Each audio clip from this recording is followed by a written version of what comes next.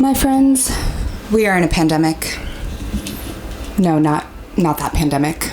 No, I am actually referring to the fact that everyone seems to be moving to New York to live on their own in a minimalist luxury apartment while taking photos of themselves in Orson Iris tops and spending their days cooking and cleaning and occasionally meeting up with a friend for a $7 iced oat milk latte. This is a topic that has long been on my mind, but I was too nervous to post about because nowadays having any sort of opinion on the internet is really just an open invitation to future pain and trauma. But I don't really care anymore.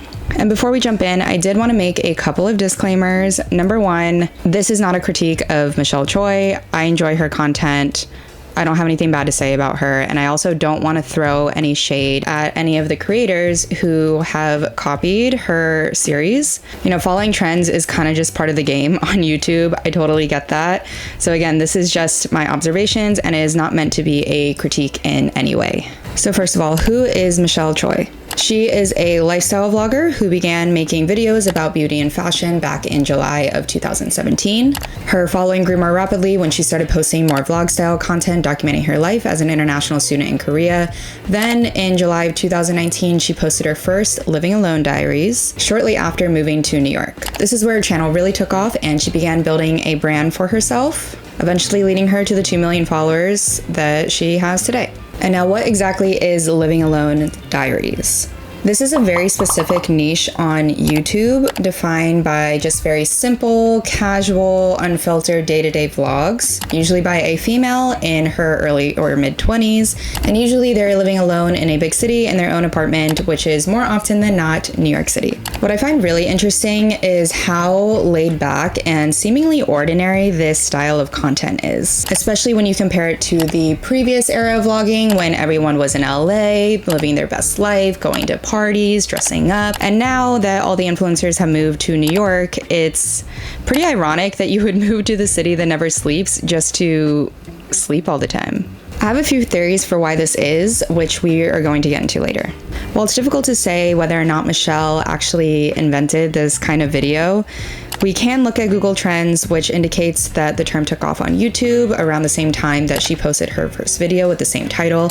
So we can make an educated guess that she was probably the person who, if she didn't start it, she at least popularized it. And given that no other large-scale creator has a series like this, it's safe to say that all of these videos were influenced by her either directly or indirectly. So why is everybody trying to copy her? Now, of course, social media is naturally powered by the trend cycle. When a video gets popular, everyone will follow suit and create their own version of whatever that trend is. We've seen this with glow-ups, with hauls, with room tours, morning routines. It's nothing new.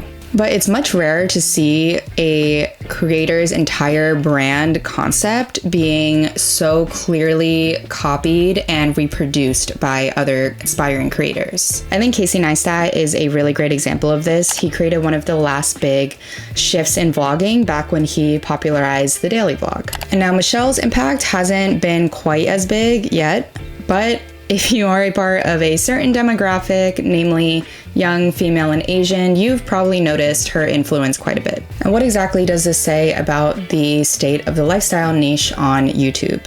First, let's start with the rise of the comfort creator. So what exactly is a comfort creator? The term is used by fans to describe the video makers and channels they seek out when they're in need of familiar content, the kind that is soothing enough to leave on in the background while cooking or to play while falling asleep.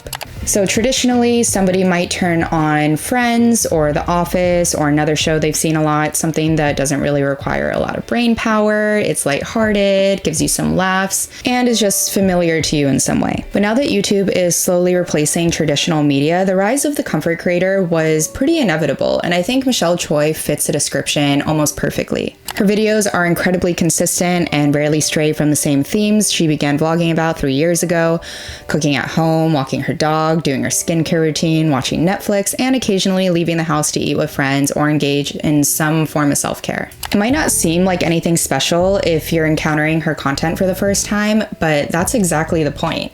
The predictability is why people like it and why they're drawn to her. She's able to offer her viewers stability in what is increasingly an unstable world. Now, like I said, comfort content is nothing new. There's a lot of comfort creators out there. So what exactly about Michelle makes her so worth copying?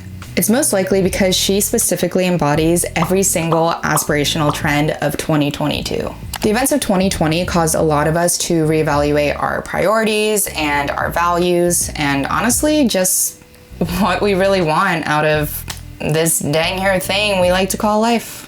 We've started investing more in our spaces and prioritizing our homes more, either because now we work from home, we broke up with a significant other during the pandemic, or we're just tired and traumatized after feeling trapped and micromanaged after moving back to our childhood bedrooms for a year. And it's also much more common for someone to want to live alone now, especially in a city like New York, than it was prior to 2020. It's actually so common that there has been a shortage of one-bedroom rentals in the city ever since last year. A lot of us also grew more distant from some of our friends and tightened our social circles. And frankly, a lot of us settled into a more transition phase of life. We got dogs, we moved to the suburbs, we stopped going out every weekend, and some of us never looked back. And we can't forget to mention the Great Resignation.